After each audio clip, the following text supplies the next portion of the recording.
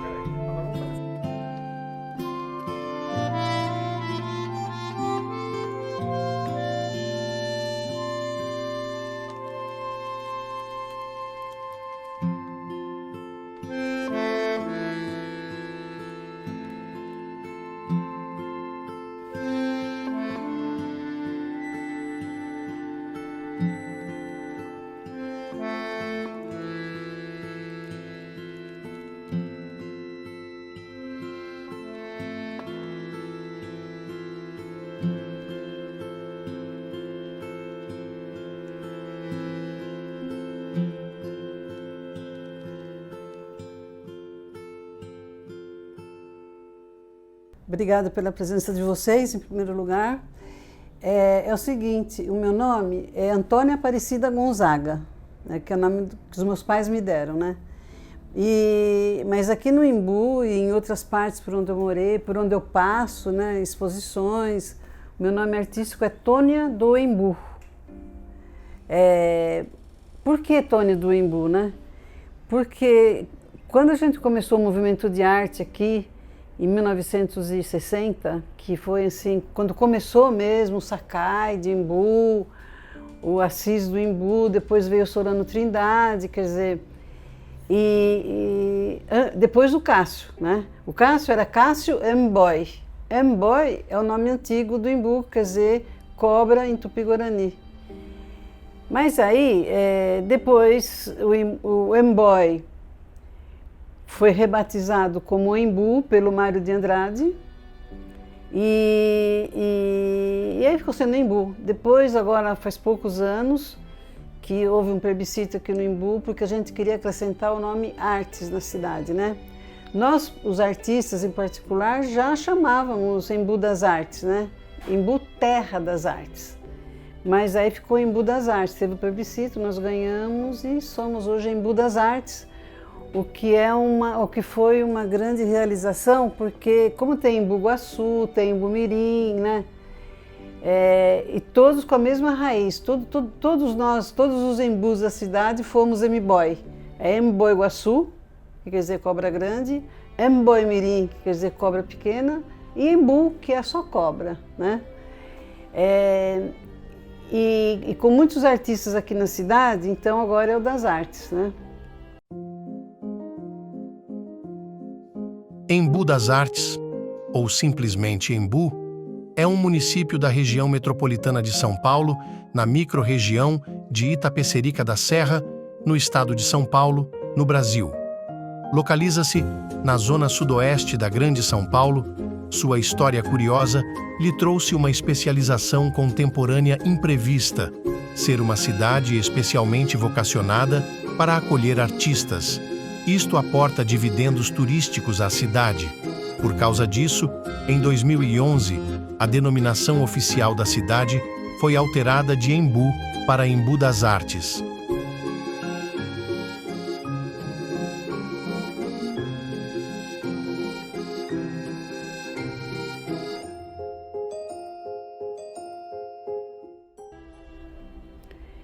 E eu nasci aqui na cidade em 1950. Meus pais vieram do interior.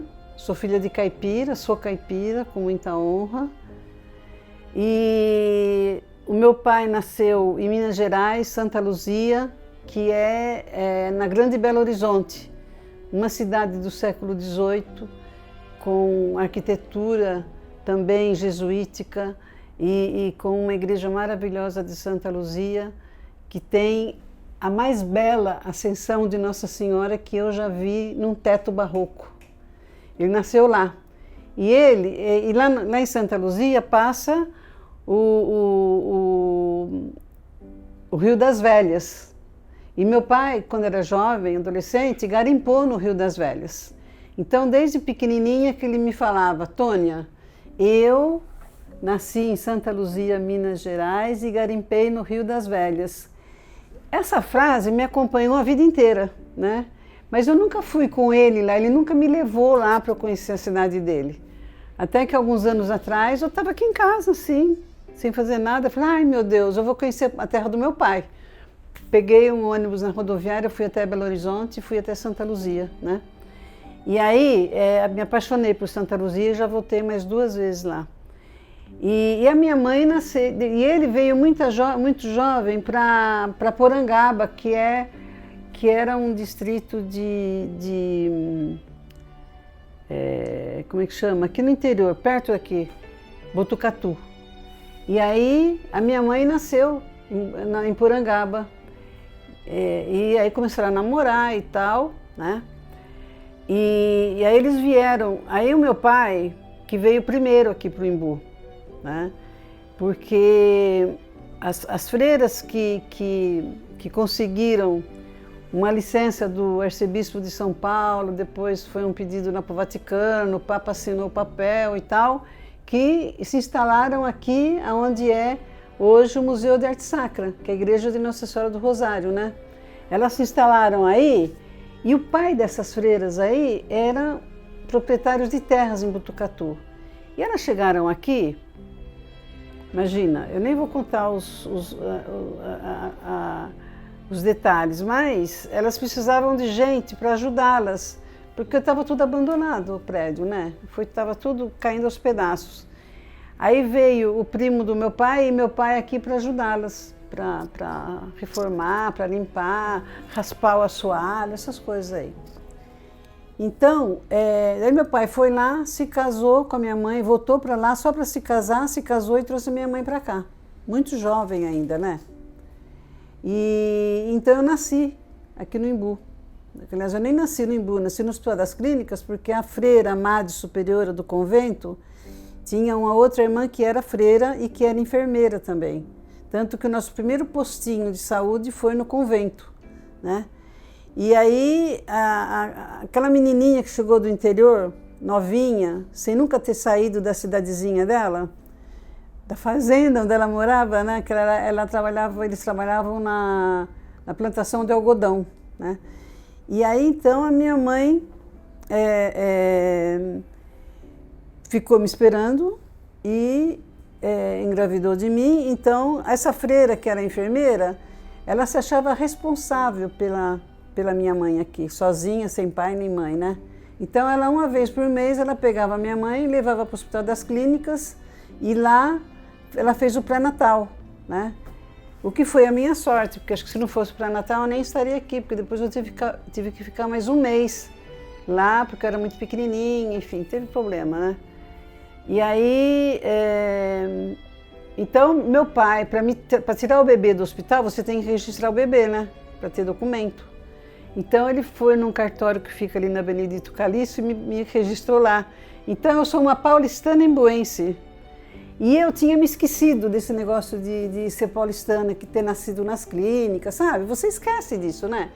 Você passa uma vida inteira falando que eu nasci no Embu e você ouve a tua voz falando. Então você não esquece, esquece. Eu esqueci 2 vezes já isso daí do Embu, de ser nascido em São Paulo. Mas você é criado em Embu?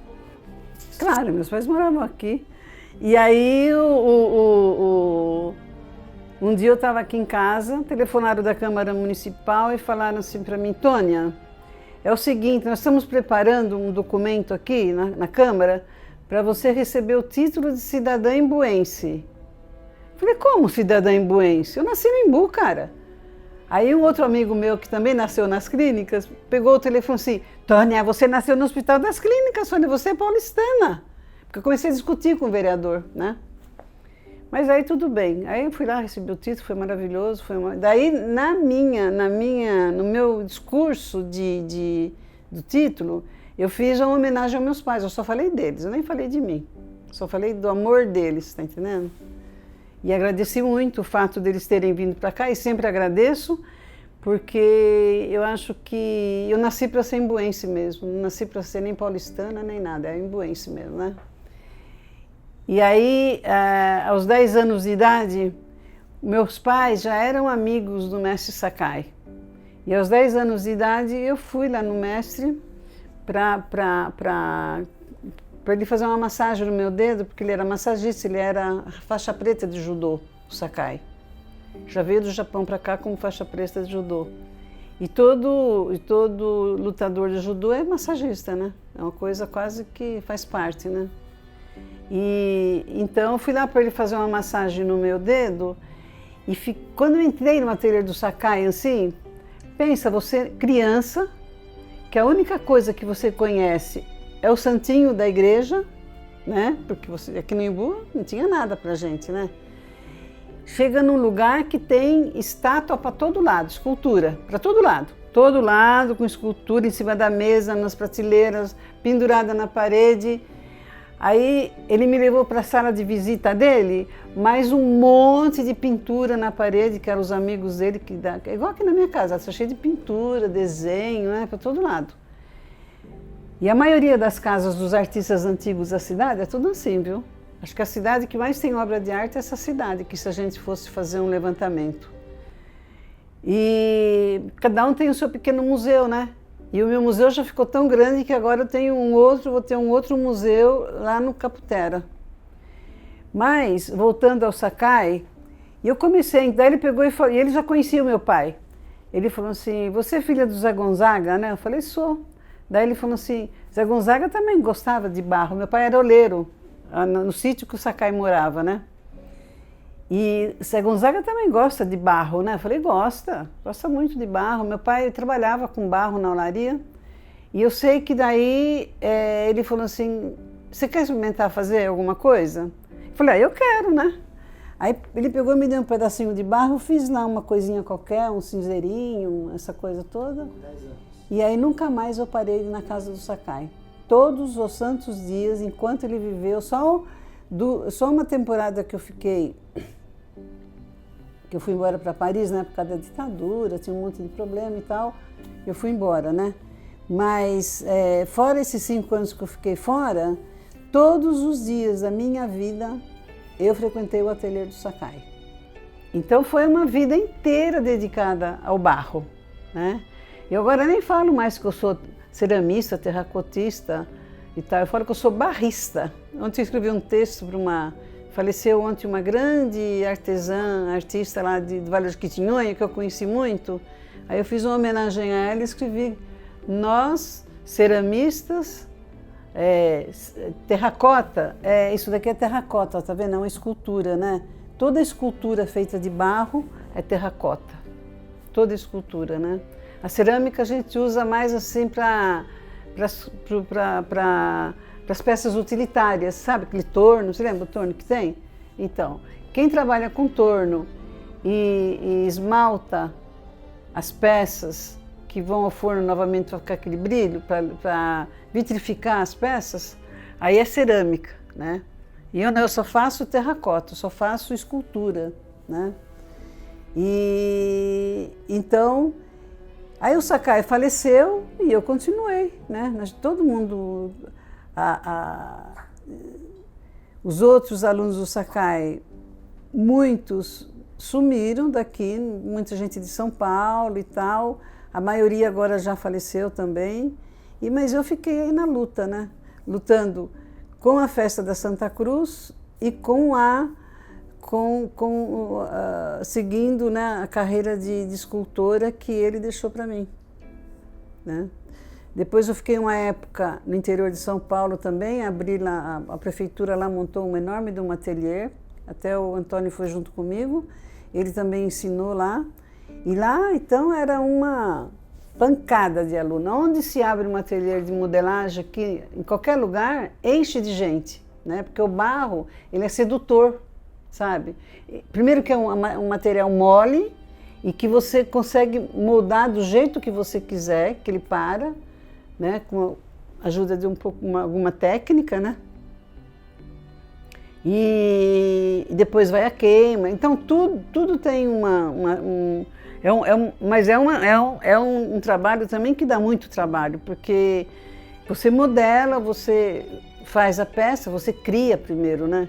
E aí depois você deixa secar, vai ao forno, depois que sai do forno, a gente precisa restaurar a obra, são várias técnicas numa matéria só, né?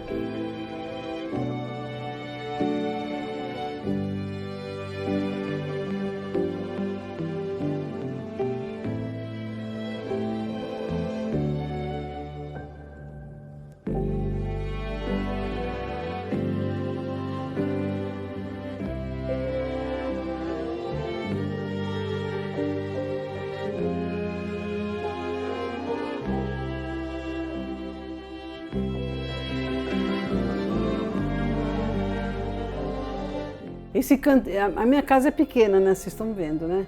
Mas cada cantinho é um cantinho de recordação, né? Esse cantinho aqui é o cantinho do Sakai, por exemplo, né? Sakai de Embu, que foi meu mestre, que teve uma importância muito grande na minha educação também, né? Então aqui, por exemplo, aquele busto ali, sou eu, quando eu tinha 16 anos, foi ele que fez, né?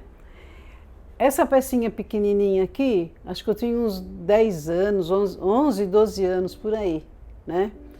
E aí, aqui é uma fotografia dele no ateliê com São Francisco de Assis, né? Aqui, essa obra aqui dele, que ele gostava muito de desenhar, né?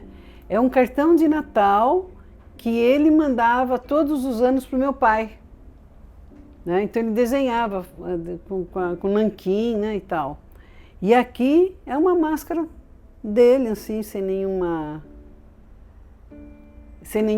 assim, uma máscara normal, né? E aí o Sakai, por exemplo, que era agricultor, depois foi gerente de uma granja aqui no Embu, e veio para morar aqui no Cercado Grande para ser agricultor. Ele plantava verduras e legumes e levava para vender na Cooperativa Agrícola de Cotia, que era uma cooperativa dos japoneses aqui da região, né? E aí, mas ele, desde criança no Japão, ele nasceu em Nagasaki, em 1914. Quando ele tinha 8 anos, a mãe dele morreu. E aí, ele sempre falava pra gente assim, olha, vocês não imaginam o que é um moleque de 8 anos perder a mãe. Ele falou assim, eu senti uma falta da minha mãe, então eu ficava desenhando muito tempo, né, fazendo aquarela, isso aqui é aquarela, e tal. E quando ele estava trabalhando aqui na agricultura, naquele tempo o Embu era muito frio, muito frio. Então quem trabalhava na agricultura não conseguia trabalhar, assim como os oleiros também não conseguiam trabalhar na olaria, né? Então ele ficava desenhando o tempo todo. E aí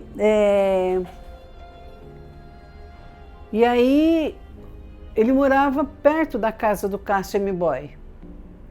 Um dia uma pessoa chegou para ele e falou: Sakai, você que gosta de fazer essas coisas, esses desenhos que você faz, aqui tem o Cássio, o seu Cássio, ele também faz isso daí, ele pinta quadros e tudo. Por que você não vai lá conversar com ele? Nossa, na mesma hora, né?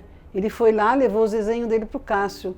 Aí o Cássio pegou e falou assim para ele: ó, Sakai, você que trabalha na lavoura e morava perto do rio, né? E é onde tinha barro, que o barro a gente tira assim, na beira do rio, né? Na várzea. E aí então cavoca um pouquinho mais profundamente no chão e você vai encontrar um barro de boa qualidade. Você pega esse barro e transforma ele em obras de arte. Aí pronto, sabe? Aí ele foi, encontrou barro, começou a modelar, só que ele não tinha técnica. E o barro, ele exige técnica, né? Mas assim mesmo, ele não tinha técnica, então ele fazia umas figuras pequenas e levava para queimar numa olaria que tinha aqui perto. E estourava tudo no forno, porque tem que ser oca a peça não pode ser maciça, né? E aí então, ele começou ele soube que o Victor Brecheret, que é o artista que fez aquela escultura que tem lá no Ibirapuera, o Empurra, né? Aquele cara foi um grande modelador, grande, né? Tem até a obra dele na Pinacoteca, agora tem uma obra do Sakai também na Pinacoteca. Então o Sakai saía daqui à noite e ia lá no ateliê do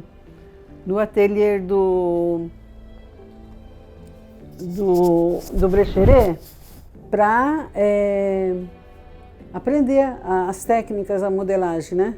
E aí ele aprendeu que tinha que ocar as peças e tudo isso, e aí começou a fazer isso, começou a levar para queimar e não estourava mais nada daí, sabe? Quando foi em 1964, o Sakai, mais alguns artistas que moravam já aqui, que eram muitos bons artistas, né? Eu até gosto de falar o nome deles pelo seguinte: essas pessoas já estão sendo esquecidas na cidade e foram tão importantes numa época, sabe? Uma época em que precisava de gente que gostava de arte, que entendia de arte e que queria fazer dessa cidade uma cidade das artes, né? Então teve o Sakai teve a ideia do salão. Quando o Solano Trindade veio para cá, veio um monte de artistas junto com ele. Mas eram artistas de teatro, dança, música, batuque, não sei o que e tal.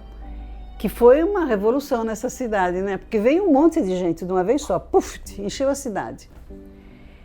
E eles faziam muita festa aqui, seja no Largo da Matriz, em frente à Igreja Nossa Senhora do Rosário, lá onde é o Museu de Arte Sacra, seja na Praça da Lagoa, né? Então, nas festas do Solano, vinha muita gente de São Paulo. Então, eles montavam umas barraquinhas assim para fornecer comida. Então, tinha muita comida baiana, sabe? Tudo ligado ao afro, né? Ao africano. E você conhece um pouquinho a história do Solano? O Solano foi maravilhoso aqui também, sabe? E a pessoa dele também muito boa. Mas então o Sakai teve uma ideia, tanto jovem, fazendo arte na cidade, fora os alunos dele, e ele queria mostrar um caminho para essas pessoas, né? E um salão de artes é uma coisa muito importante, porque você fica conhecido como artista. Toda vez que você manda 3 obras para passar por uma seleção, para entrar num salão de arte, que tem uma premiação oficial, tem que ser oficial, tem que ser da prefeitura ou do estado. No estado a gente tinha 2 salões importantes, fora o da colônia japonesa, porque tinha um monte de artistas japoneses em São Paulo, né? Ótimos, né? Tinha o Salão Paulista de Belas Artes e tinha o Salão Paulista de Arte Moderna, né? E tinha o Salão do Seibe, que era o da colônia japonesa, que era na Liberdade, existe até hoje. Então, são salões oficiais. Então, você é oficializado como artista.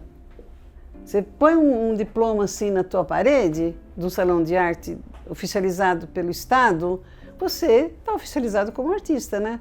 Então você tem, assim, um status de artista. E aí ele achou que deveria ter um salão de artes aqui na cidade. Aí ele chamou o Antenor Carlos Vaz, que era um artista que fazia um naif, que na época ele chamava de primitivo. Essa palavra naif veio agora, viu? Não é, essa palavra é bem nova, assim, sabe? E chamou o Assis, que já tinha sido aluno do Sakai, mas que foi para escultura em madeira e que era um artista muito... Ele era muito inteligente, ele era muito extrovertido, ele era um grande cômico, ele era bailarino do grupo Sorano Trindade, então tinha toda uma base também artística, né? E tinha o Cirso Teixeira, que era um pintor que morava aqui, muito bom, artista moderno também. Tinha a Josefina Azteca, que era uma mexicana, que veio no México para cá com o marido dela, e os dois eram pintores, né? E o que era legal, tinha quem mais? Tinha a esposa do Sakai, que ajudava muito, a dona Shizuka, que era uma figura importante nesse grupo. Depois veio a Esther Robakov, que fazia porcelana, pintura em porcelana, e com a assessoria do Sakai, ela começou o Sakai falou, porque a pintura em porcelana, as pessoas que fazem pintura em porcelana têm muita tendência a pintar flores, sabe? Porque é uma coisa muito decorativa, né? A pintura em porcelana. Então fazer muitas flores e tal, não sei o quê. E aí, e aqui como tinha já o casario antigo do Centro Histórico, com a Igreja Senhora do Rosário, o Sakai falou para Esther, por que você não pinta a igreja do Embu? Por que você não pinta aquelas casas antigas do Embu, né? Vai fazer sucesso. Aí pronto, ela começou a fazer isso e fez um maior sucesso aí. Eu tenho até umas peças aqui na minha cozinha dela. E aí, quem mais? Tinha a dona Helena Gonçalves, que era uma pessoa da sociedade local, mas que dava uma bruta assessoria também para todos nós artistas da cidade, né?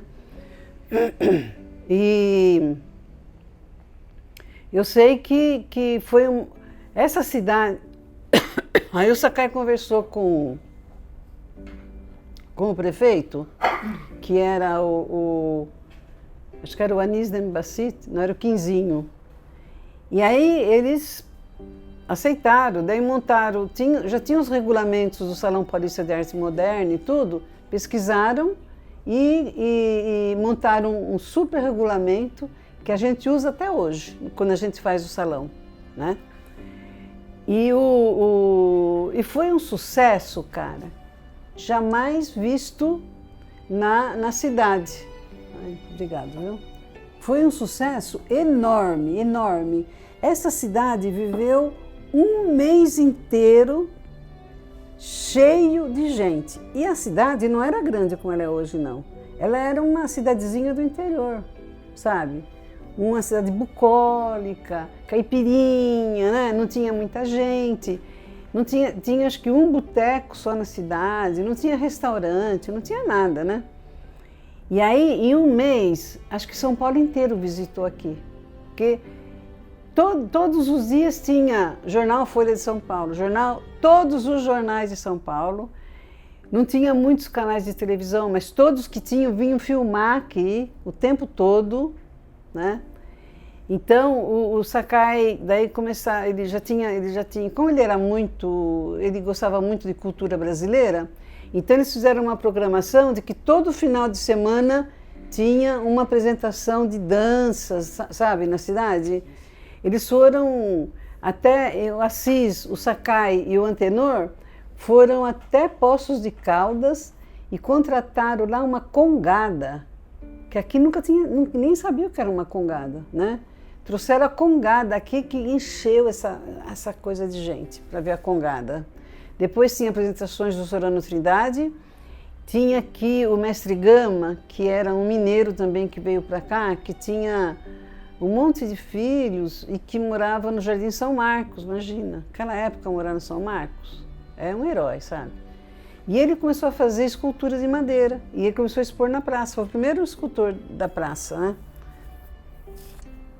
E ele tinha lá em Minas um grupo que se chamava Mineiro Pau, que consistia no seguinte: ele pegava um grupo de meninos, colocava assim enfileirados assim, um na frente do outro e com um bastão, né? E aí ele dançava mineiro, pau, mineiro, eu não sou daqui, né? E os meninos batiam no pau, né? Era uma maravilha, né? E tinha o mineiro pau também, que sempre estava dançando, porque era uma forma de fazer o nome do grupo de dança, né? E o Solano Trindade, então, que era uma maravilha, com aquelas danças deles, né? Esse salão, ele durou muitos anos. Agora, nesses últimos prefeitos da cidade, que a gente não tem tido. Eu acho que o último salão que foi feito foi na época do Chico Brito. Depois não teve mais, né?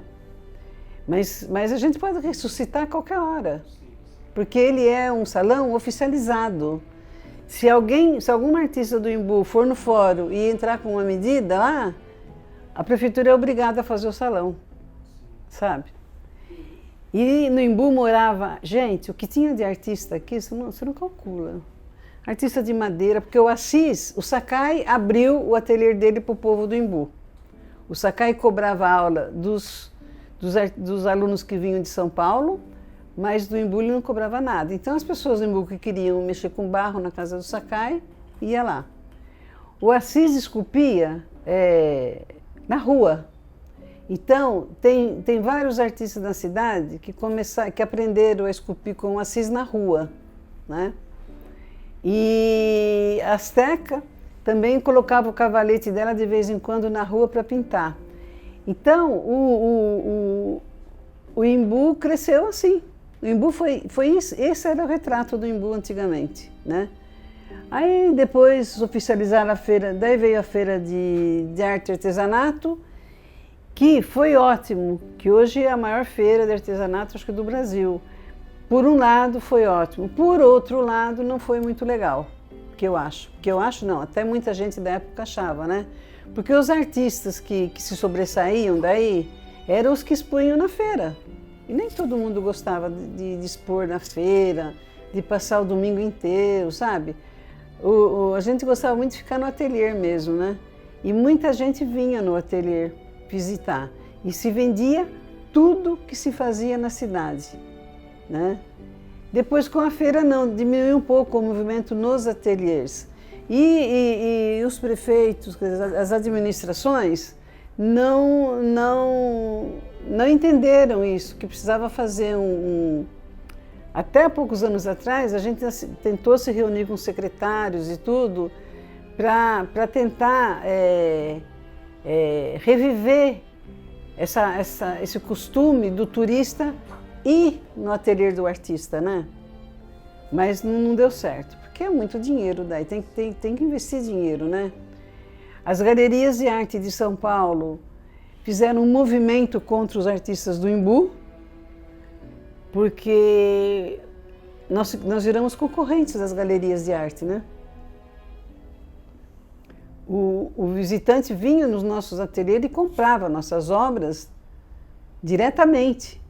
Então, as galerias faziam até reportagem de jornal contra o Embu, né? Mas nada disso perturbou a gente, não. A gente continuou do mesmo jeito, né? E agora a gente fazia muita exposição fora da cidade, porque a intenção da gente era realmente deixar o Embu conhecido, né? Então a gente fazia no interior de São Paulo, Rio de Janeiro, Brasília várias vezes, aqui na festa do Pinhão de Campos do Jordão várias vezes também, a gente foi lá, e isso trazia público para a cidade, né? Em 23 de outubro de 2009, o prefeito de Embu, Chico Brito, deu início ao processo para que o município fosse, oficialmente, chamado de Embu das Artes. Em 25 de novembro, o prefeito e o vice deram início ao ato a favor da realização de um plebiscito para a coleta de assinaturas, para que fosse acrescentado ao nome do município a denominação das artes foi necessário a realização de um plebiscito em que pelo menos 1% dos eleitores do município deveriam participar. O plebiscito foi anexado a um projeto de lei que foi enviado pelos poderes executivo e legislativo embuense para a sanção do prefeito. Em seguida, o documento foi protocolado no Tribunal Regional Eleitoral, que convocou uma eleição para a mudança do nome. Segundo o prefeito, a oficialização do município para a estância turística de Embu das Artes foi para que a cidade tivesse sua identidade e que não fosse mais confundida com Embu Guaçu. As 3 primeiras assinaturas do abaixo-assinado foram do prefeito Chico Brito, de Anis Nemibacit, um dos líderes do processo de emancipação do município, e do presidente da Câmara Municipal, Silvino Bonfim. O Cássio foi uma pessoa também muito importante, né? O Cássio também é do interior de São Paulo, filho de fazendeiro, né?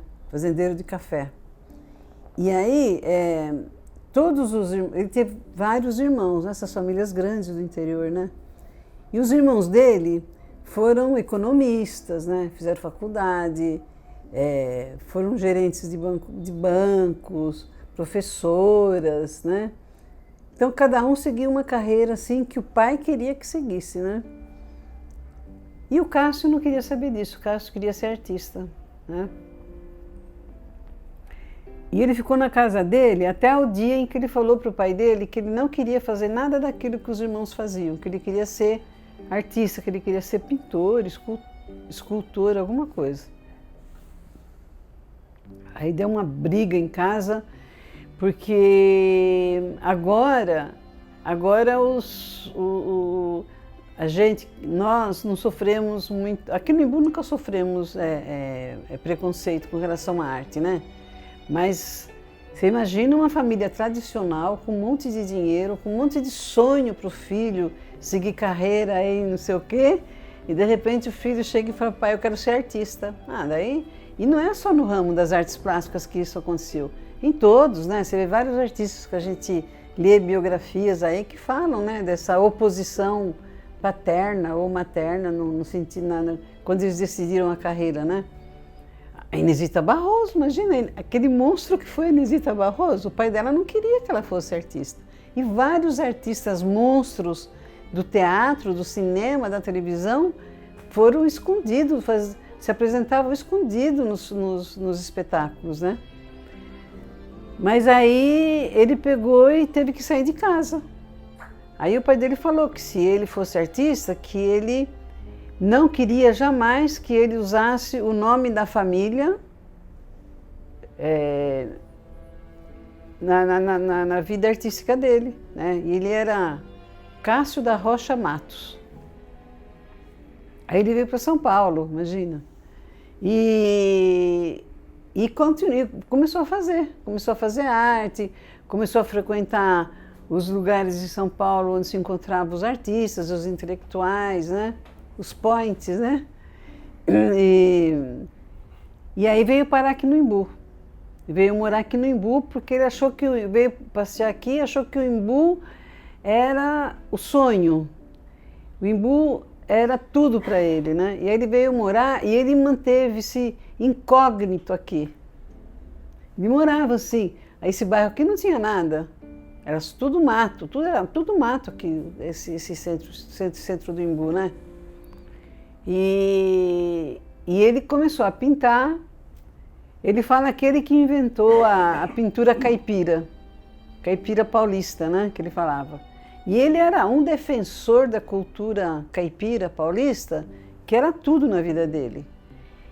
E como ele já era bem conhecido em São Paulo, porque ele frequentava os meios artísticos e intelectuais, então começou a vir gente,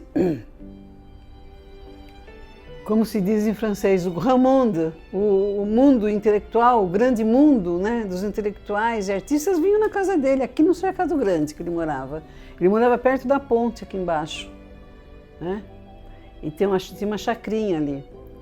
E depois que ele fez usucapião de todo esse pedaço aqui, daí vendeu pra gente, ficou rico e tal, né? Mas vinha, por exemplo,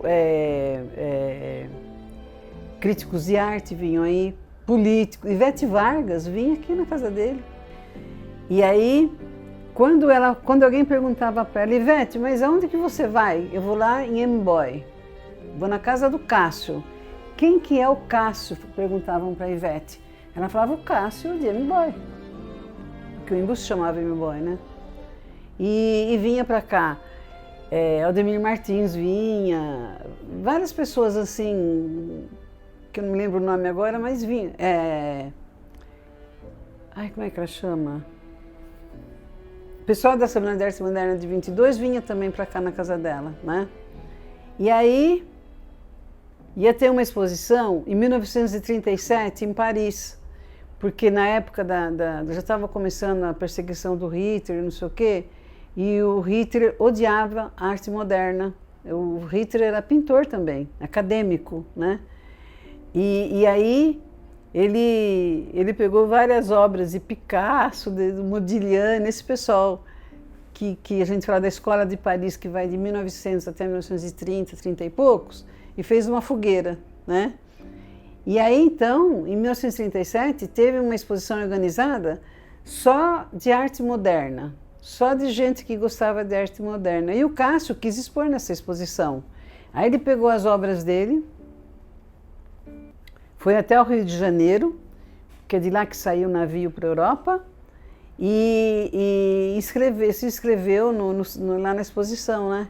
Aí na hora que ele foi preencher o papel, então tinha lá nome do artista, né? Na hora que foi preencher a ficha para embarcar as obras, nome do artista. Daí ele pegou, quando ele foi escrever Cássio da Rocha Matos, ele se lembrou do pai, que ele tinha prometido que ele nunca ia usar o nome do pai, né? Daí ele falou assim, Cássio, Cássio, Cássio, e o meu sobrenome, meu Deus, Cássio de Embu-Boy. Pronto, aí ficou Cássio de Embu-Boy para a vida inteira, né? Todos os senhores que fizeram parte do grupo da emancipação, até esse dia eu estava fazendo um levantamento aí para uma amiga minha que está escrevendo um livro. Eu conheci todos eles. Eu era criança, mas eu já era, sabe, eu andava para todo lado, né? Mas pertencemos a Itapecerica da Serra. É um distrito, né? O distrito o distrito de Itapecerica. Daí, com a emancipação, virou Embu, né?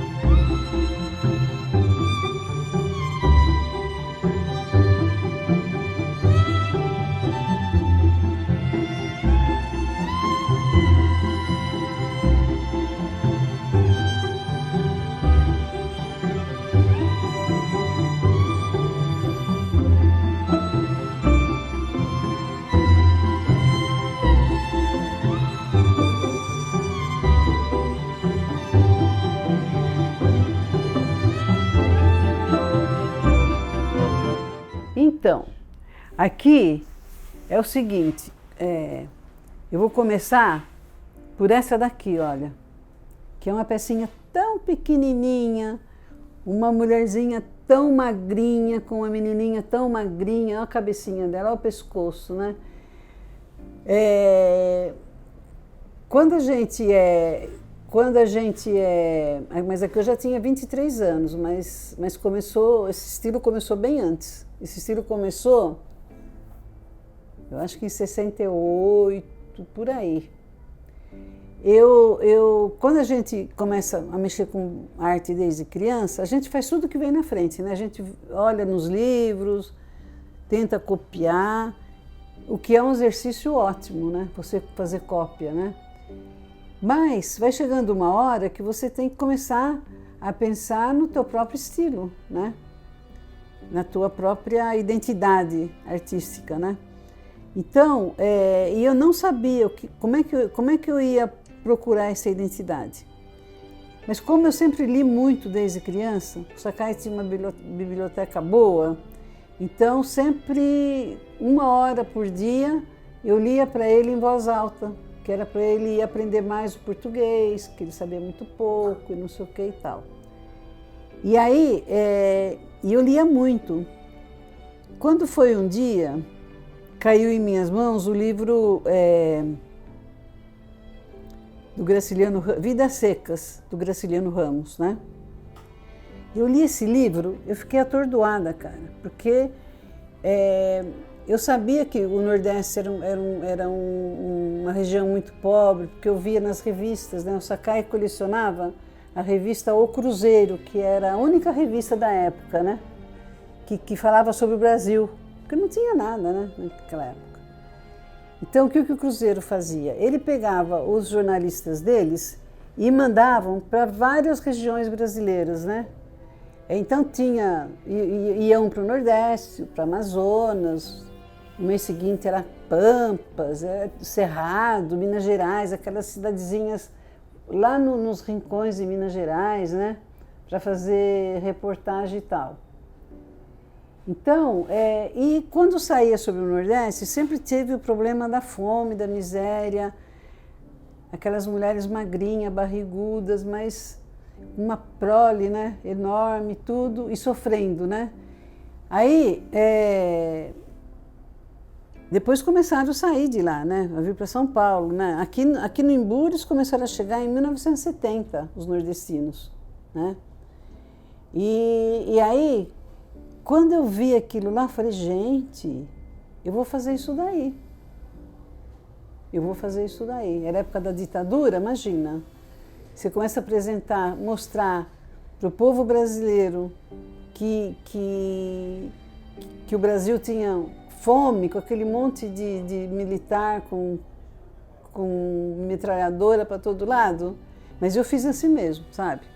E aí, então, fez um enorme sucesso esse estilo de peças, né? E fui fazendo, fiz centenas, mas eu fazia bem diversificada, né? Tinha com vários filhos, até tem uma quebrada que está aí fora, assim, com vários filhos, sempre com o marido, né? Com as crianças, sempre carregando uma sacola, um saquinho assim com mantimentos, né? A criança também carregando coisas e tal.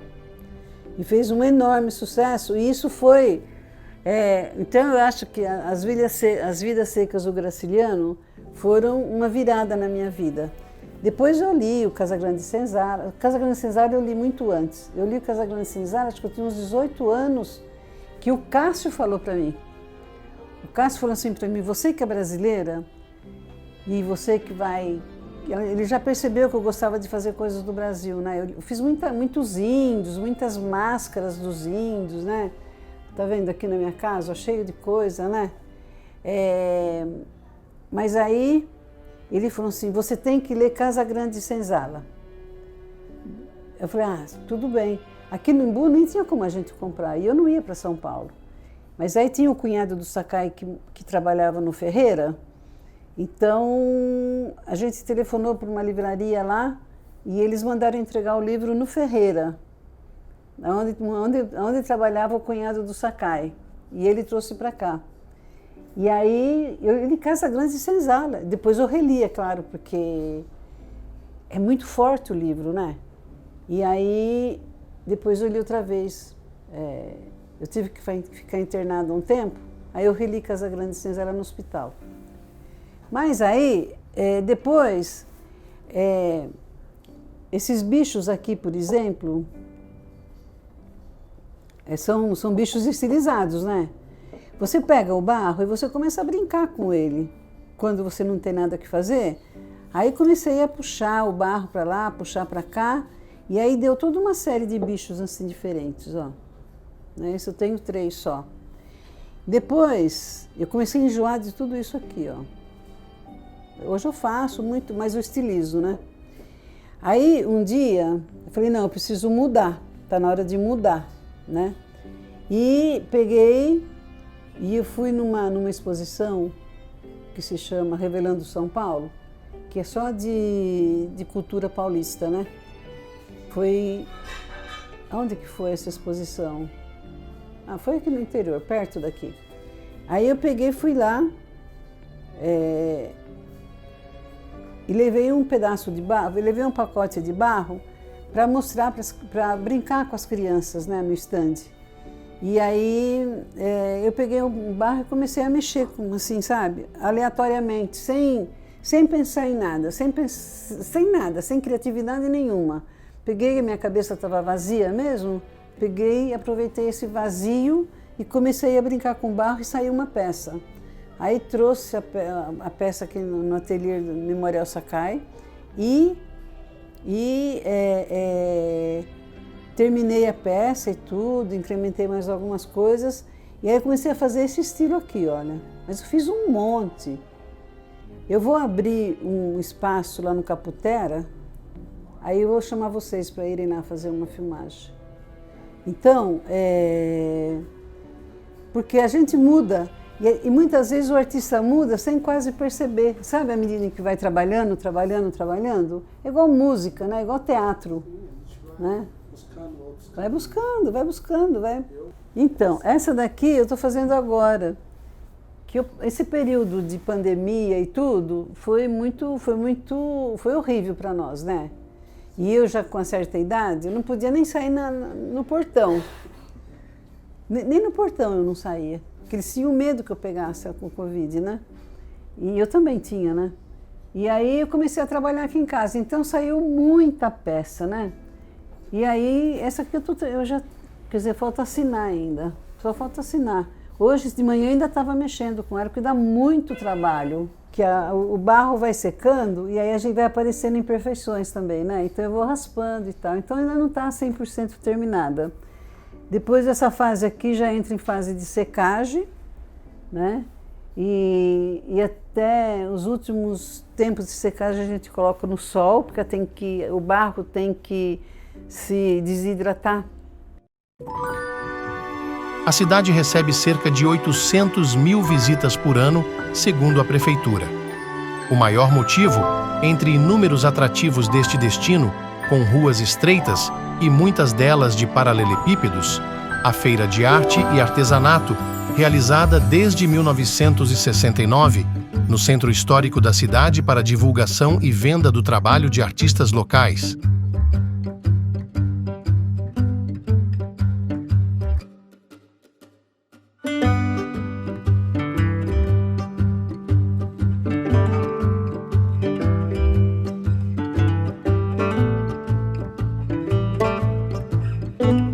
Quando trabalhei na época do Geraldo Puccini, trabalhava esse senhor que era o José Luiz Alemã, publicitário, artista, um cara super interessante, que tinha um monte de ideias.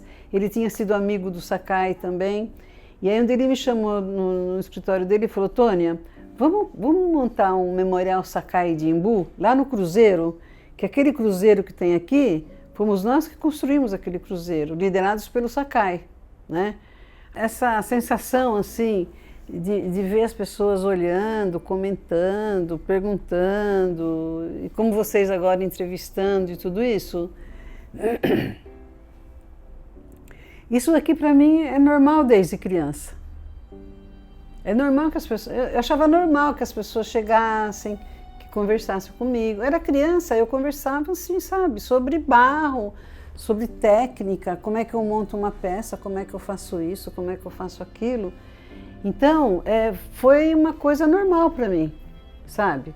Não foi uma surpresa, sabe, assim, né? Que tem gente, eu vejo, eu tenho alunas, por exemplo, que já chegam no ateliê já formado, e professora, médico e não sei o quê, ou donas de casa que, né, que já tem uma certa maturidade e tudo isso, e que ficam extasiadas quando fazem uma obra de arte. E eu no começo, quando eu comecei a dar aula, eu achava isso meio estranho, sabe? Porque para mim tudo bem, né? Normal, era uma coisa normal, né? Mas eu não tive então essa sensação. Agora, que dá assim uma coisa assim, uma alegria quando uma pessoa gosta do trabalho da gente e que vem e que compra, né? Tem gente que, né? E tudo, eu acho isso maravilhoso. Eu também fico orgulhosa, sabe? Eu consegui, eu estou conseguindo, né? E agora já faz muito tempo que eu não vendo, que eu só me dediquei ao ensino, né? Então, lá na minha casa no Caputera, eu tenho acho que umas 150 obras, grandes, até grandes, pequenas, né? Mas, e aqui no Embu, eu vejo os meninos do hip hop também. Você acha que eles ficam assim, né? Não sei o quê, nada, eles, normal, você chega, eles estão pintando lá um muro, eles vieram pintar o nosso muro aí esses tempos atrás, eu fui lá conversar com eles, né? Normal, é uma profissão, sabe? Enfim, eu acho que é isso, né? Depois, junto com os alunos dele da época, eu estava na Europa, já não estava mais aqui. Eles pegaram e fizeram Memorial Sakai. Memorial Sakai nasceu, quando o Sakai faleceu, a gente sempre teve vontade de ter assim, um espaço, né, para não deixar que a memória, que a pessoa morra, que a memória dele também morra, né? Então, depois eu sempre trabalhei na prefeitura também, né?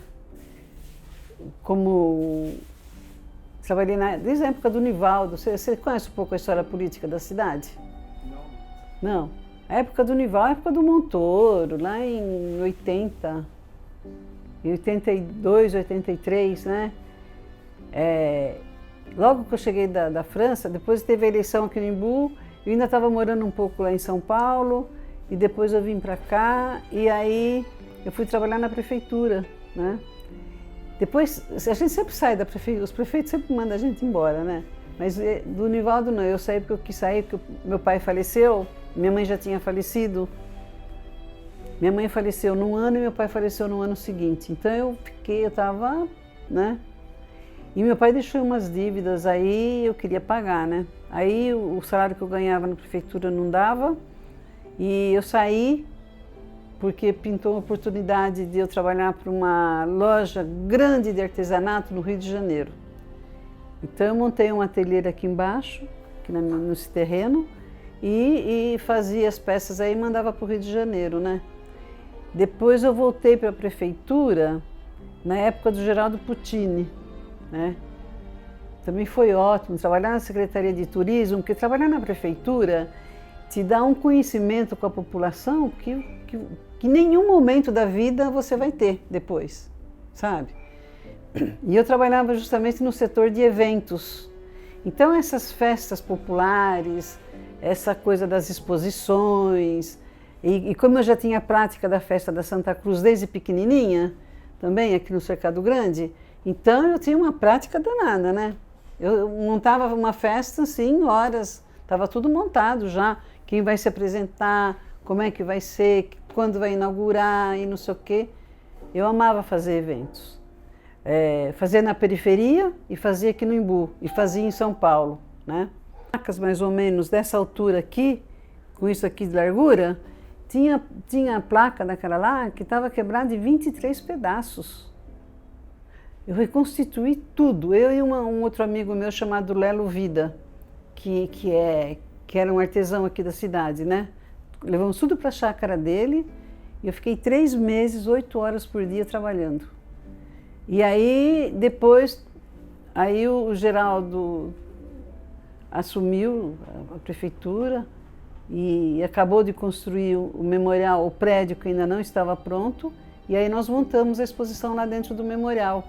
Aí eu consegui, junto à família Sakai, umas obras dele grandes também, que estão todas lá, né? E depois consegui, agora faz poucos anos, consegui mais algumas obras que estavam com a neta dele e também uma série de aquarelas do Sakai também que pertence agora ao acervo do memorial, né? E agora, mais recentemente, nós descobrimos na chácara da família Sakai, aqui na estrada de Itatuba, uma variedade de peças do Sakai e de alunos dele da época. Só que daí não tem aonde expor aqui na cidade. Como eu ganhei essas obras da neta dele, então a gente está construindo, o Antônio, meu sobrinho, está construindo lá no Caputera. Eu fui para o interior agora e vim com a ideia de construir uma espécie de de um pequeno museu, mas de madeira, de tábua, sabe? Então tive ideia, porque eu fiquei lá em Santa Fé, eu fiquei no rancho lá de uma amiga minha que é engenheira e que faz cada coisa com madeira, cada construção, e ele que está fazendo lá para mim. E vai inaugurar, eu acho que daqui a algum tempo, logo, logo vai estar tudo pronto. Porque agora ele termina de construir, acho que ele vai colocar o telhado na segunda-feira, parece, começou hoje, vai até na segunda-feira. E depois tem que fazer, ainda tem que pegar as tábuas da parede, mas é um trabalho maravilhoso, né, de tábua também. Fizemos assim no chão, o terreno é assim, declive, mas aí em vez de a gente fazer no chão as paredes, nós fizemos um deck, sabe? Um deck de madeira, longe do chão, e já estamos construindo as paredes agora. Tudo, as colunas com eucalipto tratado, sabe? Tudo dentro dos conformes.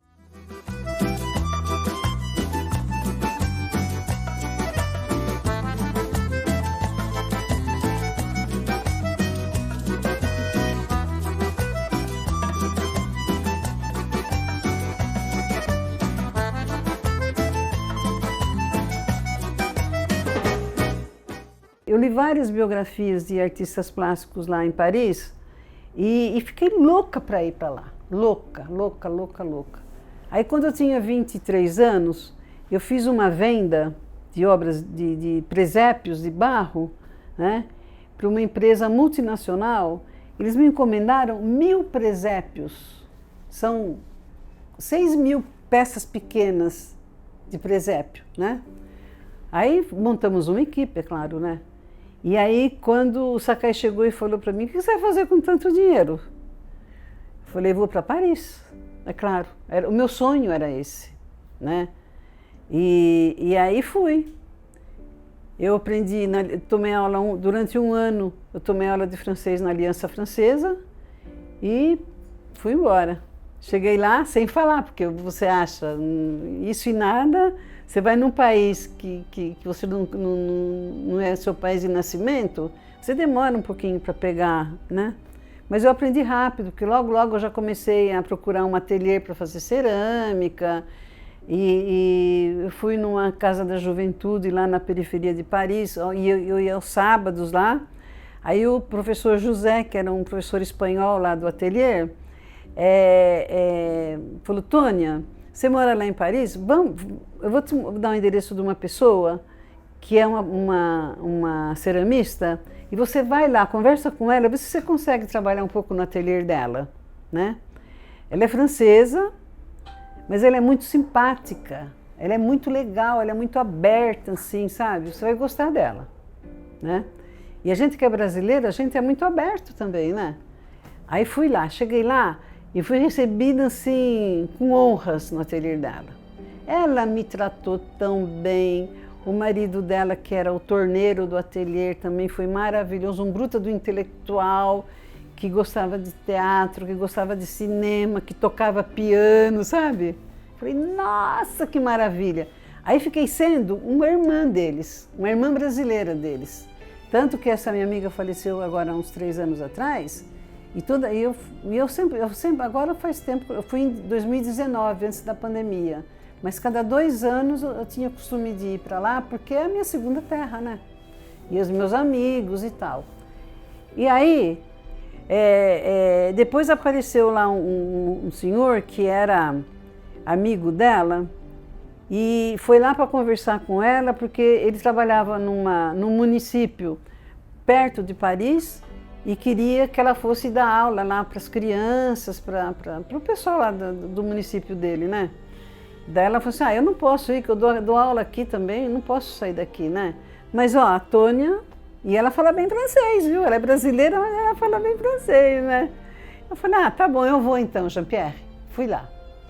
E foi tão bom, cara, porque era um município tão bem organizado, tão bem, não tinha problema nenhum com material, com nada, salário bom, sabe?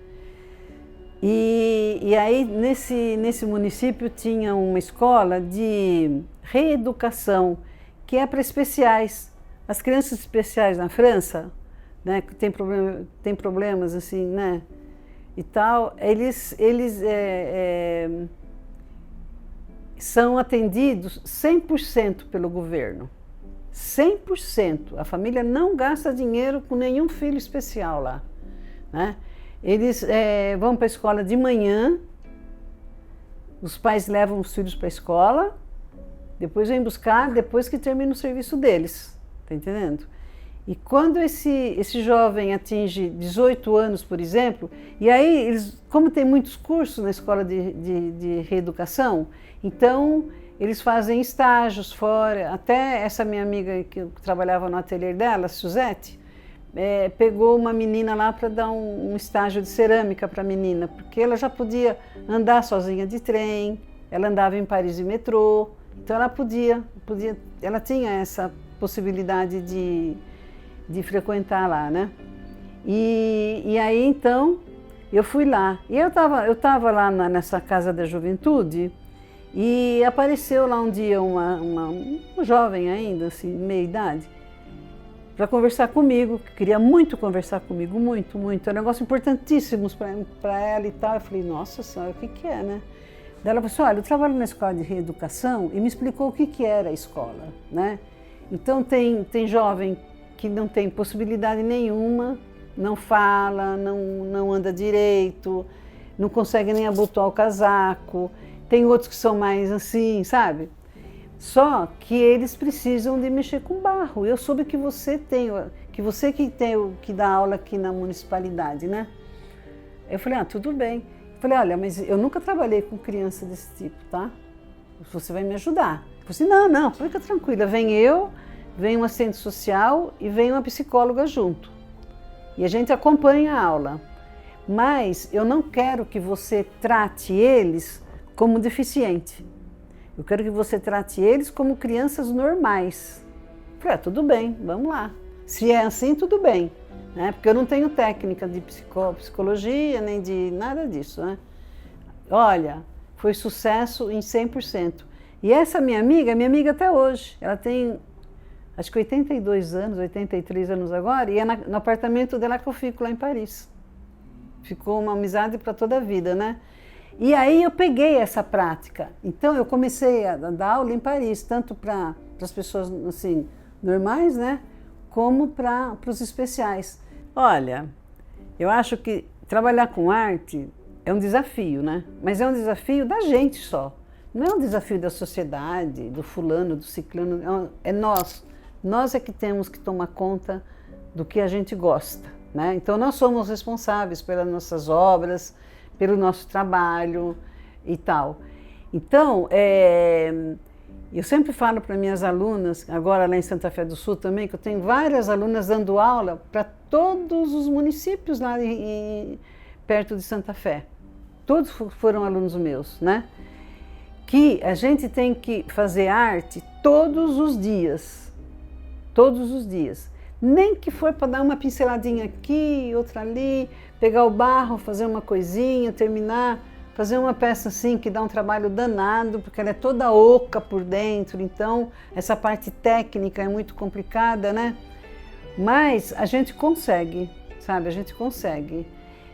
Se puderem fazer a faculdade de arte, eu aconselho também. Na minha época não tinha, eu não fiz faculdade de arte, porque não tinha, né? Mas faz bem também, porque a gente entra num outro mundo já também da intelectualidade, né?